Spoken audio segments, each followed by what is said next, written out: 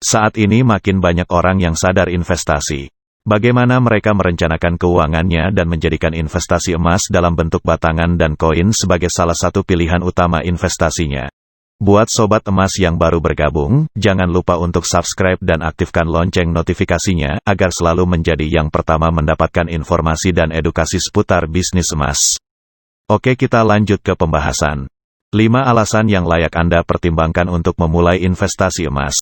Jika Anda berkesempatan membeli emas batangan langsung ke Antam, maka Anda akan mendapati betapa orang membeli emas seperti orang beli kacang, ramai sekali.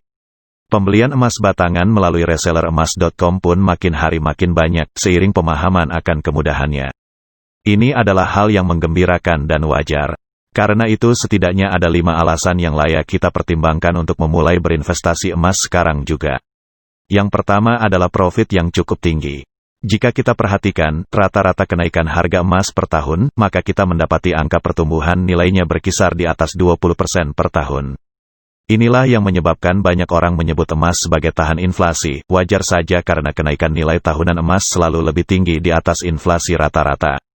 Yang kedua, emas mempunyai likuiditas yang tinggi, jauh lebih tinggi dibanding properti, bahkan lebih tinggi dibanding investasi berbasis kertas semisal saham dan reksadana. Artinya jika kita mempunyai emas batangan secara fisik dan kita perlu menguangkannya, maka kita cukup ke toko emas terdekat untuk menjualnya atau ke bank syariah untuk menggadaikannya dan seketika uangnya bisa langsung cair saat itu juga. Yang ketiga, ini yang cukup urgen, tidak ada yang bisa mengintervensi nilai emas, pasar yang adillah yang menentukan nilainya.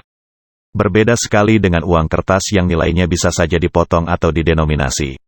Nilai emas terletak pada emas itu sendiri, tidak ada yang menetapkan namun memang nilainya terletak pada dirinya sendiri. Yang keempat, bicara mengenai emas batangan atau emas fisik, maka kita memperoleh benefit yang secara sederhana bisa kita istilahkan sebagai kepemilikan mandiri.